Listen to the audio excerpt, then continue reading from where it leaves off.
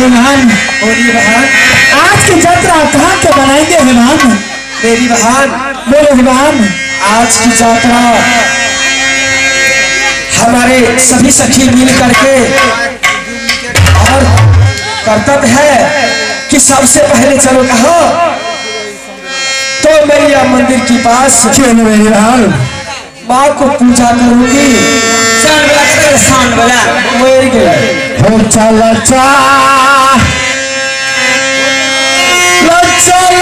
बहिना शिव पार्वती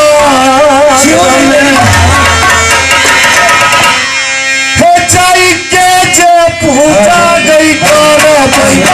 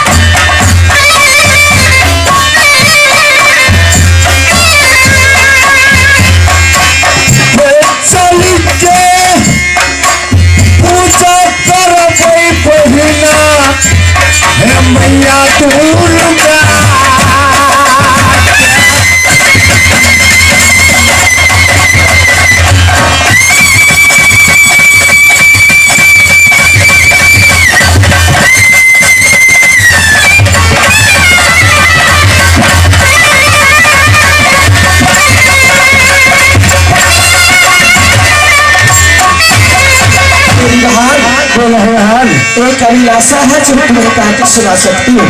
क्यों नहीं भाला सुनो ये जिस दिन से छमलिया पहिला न गए गुरु की चरणों में न किया गुरु की पूजा अवश्य गुरु रूठी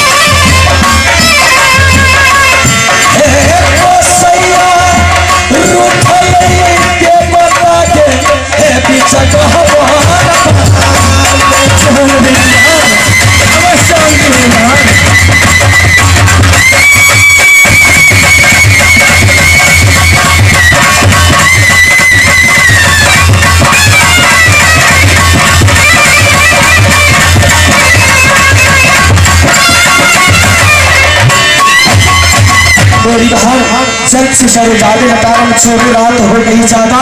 क्यों नहीं चलो मैया मंदिर के पास अवश्य चलो चलो चलो बहिना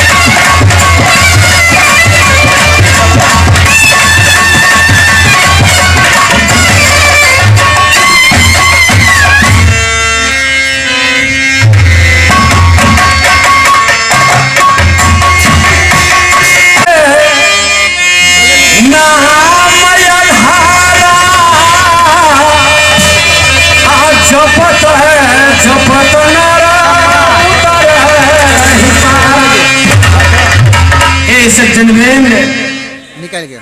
एक कली काल में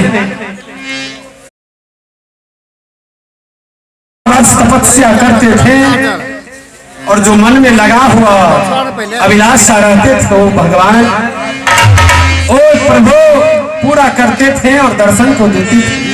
लेकिन एक कलयुग काल में और प्रभु को कहनानुसार उस समय तपस्या करने से जो मनोकामना पूरा होते थे, इस समय हरि को नाम लेने से वो काम बन जाते हैं और मन को जो विलासा रहता है पूर्ण करते हैं। इसलिए सब मिल करके एक बार जयकार को लगाइए और आगे की जो प्रोग्राम आगे को प्रोग्राम को अवलोकन की जिनाद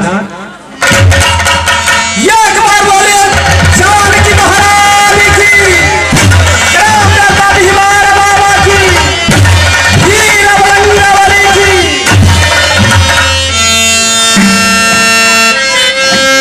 हम बालक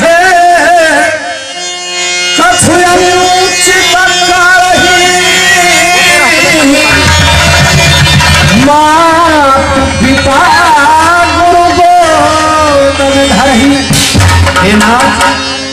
यदि बालक से कुछ भूल हो जाए, अपने बच्चे और बालक मान करके प्रोग्राम को अवलोकन कीजिएगा, क्योंकि ये आधा उधर को नाच आप लोग बहुत सा देखे होंगे। हम लोग सीधा जिला से चल करके सप्तरी जिला में आए हैं। सप्तरी जिला में एक पुबरिया शोर को फुल गान है। हम लोग पचवरिया शोर में प्रोग्राम को प्रस्तुत करने के लिए जा रहे हैं। जो त्रोटी भाषा में हम लोग प्रोग्राम को प्रस्तुत करेंगे, आप लोग पद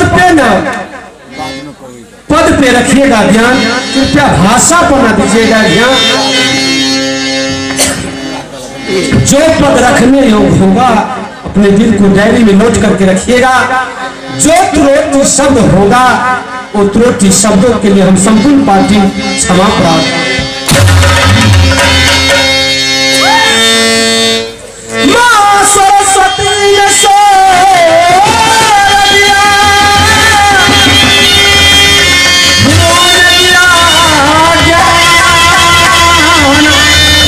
मात पिता मुझे जन्म दिया, आग दिया भगवान तो कंठ विलास। जमा सरस्वती हृदय विराज महेश, छूटल अक्षर जोड़ देह माता गौरी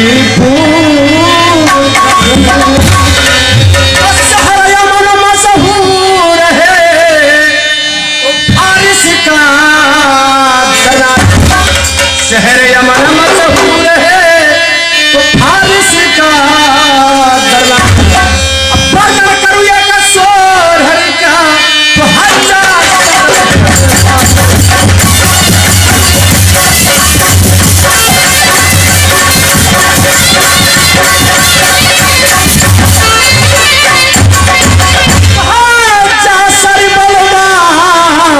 तो जिसका नायक दो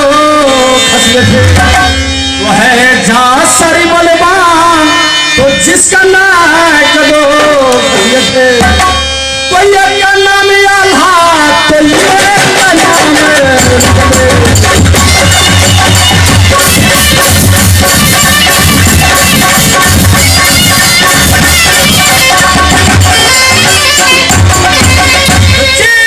जिसका नाम आल्हा था वो गर्भेश पंडित, जिसका नाम आल्हा था वो गर्भेश पंडित, जिसका नाम रुदल था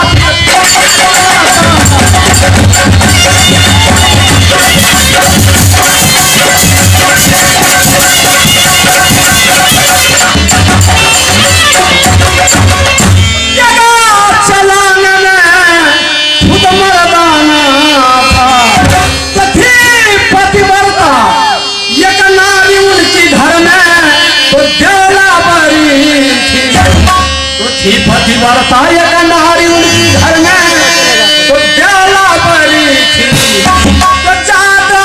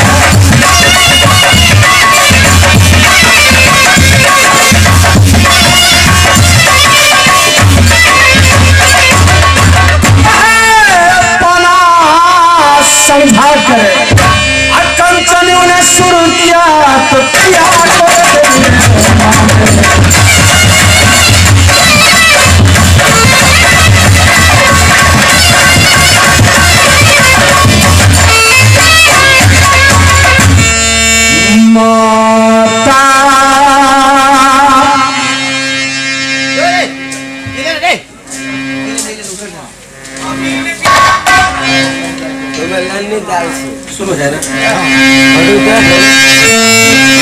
माता सुनो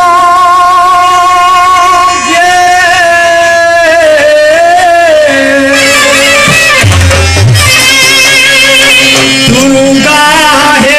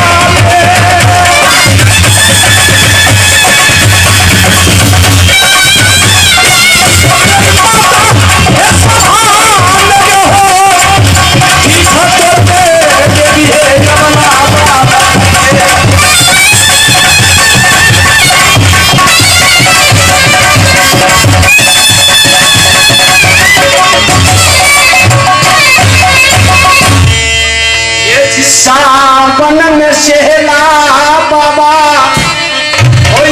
क्यों बांधे उठी गंगा करे सला शतक सुंदरिया बाबा क्यों पाए की भरा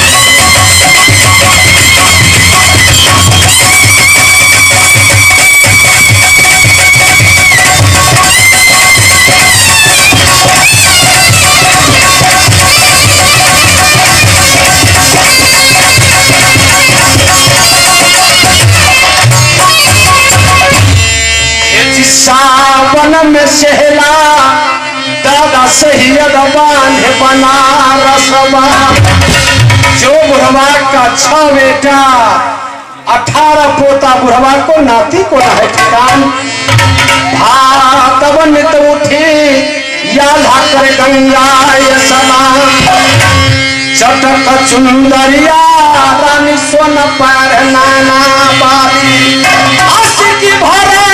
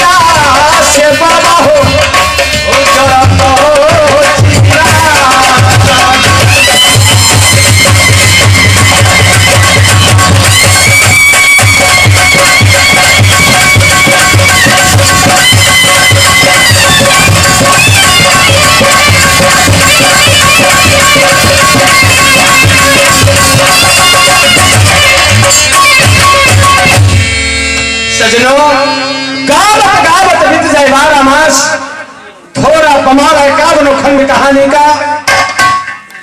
आज का खेला हमारे पार्टी की ओर से नाना गढ़ की लड़ाई, महारानी सोने की शादी हो गई सजनों। कहां तो राजा याधा का साथ में महारानी सोना की शादी होगा। एक रात का मशहूर खेला है सजनों, जो महारानी सोना ने अपने भाई शिवायरमन को अपने हाथ से सर को काटेगा। सजनों कठिन लड़ाई है राज नैना का। नाना का प्रण सुन करके 51 किला का छतरी, कोई ऐसा माय का लाल पाजाना लिया जो राज नैना को तिलक को थामेगा। नाना का प्रण है। सजनों ये बहुत मजेदार खेला है। अवश्य क्यों कैसे चल रहा है बनाने के लिए आया है। आप लोग शांत बना करके बैठे।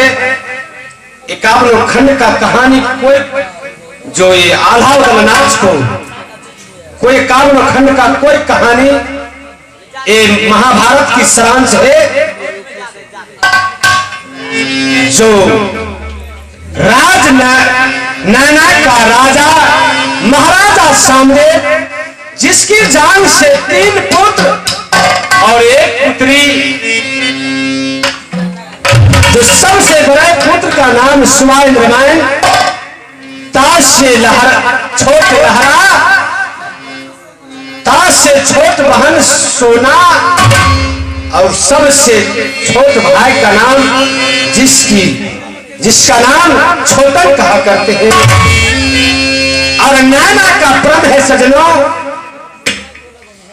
अमर सिंदूर द्वापत कंगना, जो छतरी शिवायरमन को सर को काटे, वो के लिखे नैना में विवाह, सहज विवाह न हो नैना में, क्योंकि 12 दुल्हा मरवा पे बंधा है। घेर लिया है 3 लाख बारात, तेल चुआवे बरियतिया का अगुआ खा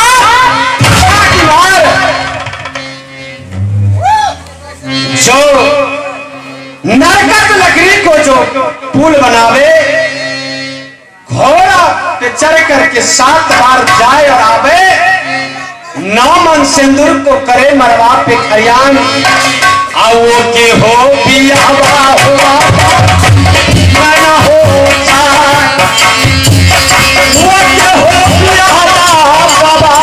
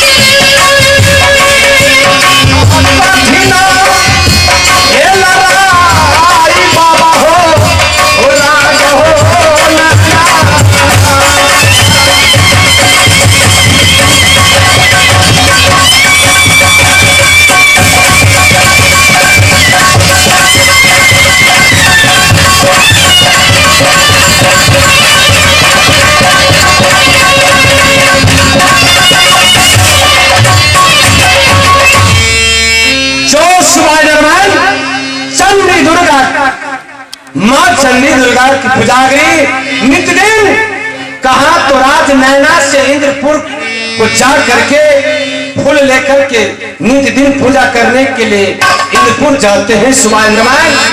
और इंद्रपुर शिवायरमन ने जैसे महाराजा बाली, जो राजा और महाराजा बाली से युद्ध करने के लिए आता था, तो आधा बल बाली को भुजा में समा जाते थे। उसी समान सुबह इंद्रमैन ने कहा तो बाबा इंद्र से अमर ढोल और अमर लकड़ी लिए थे। एक बार अमर लकड़ी लेकर के जो ढोल में बजाते थे तो जो सुबह लड़ने के लिए आता था उसको आधा बल कहा तो सुबह इंद्रमैन में सुबह जाता था। इसीलिए शायद दुल्हा को माथ काट करके राज नाना को बुलाए थे और 12 दुल्हा भी मरवा पे बंधा है। सजन शांत बना करके बैठे और एक खेला को ला उठे। हे चाचा का मैया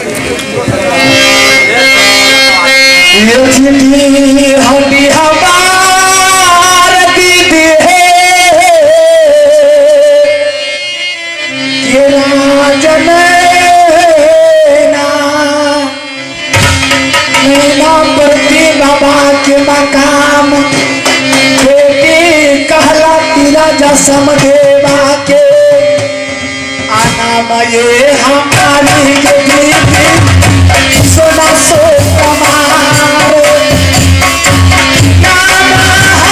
हमारी साथी सोनमा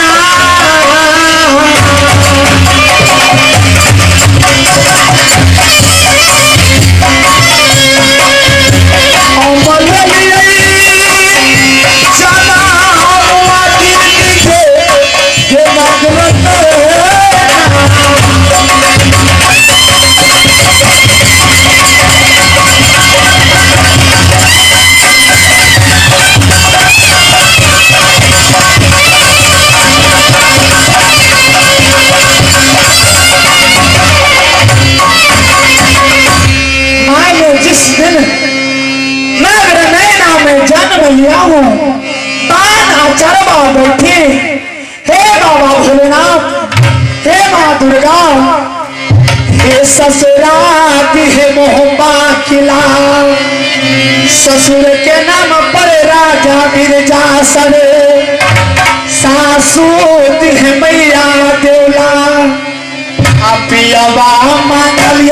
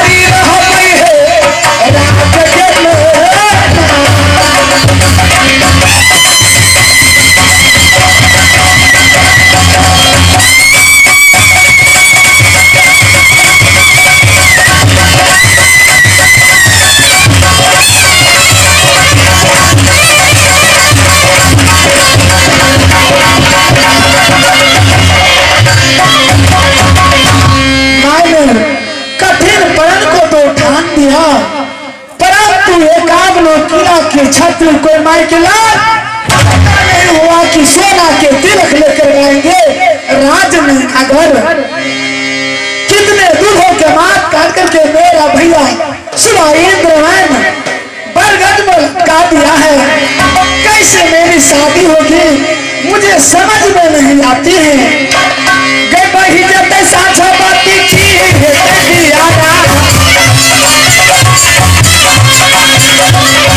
सब हाथ देखी है देखी हवा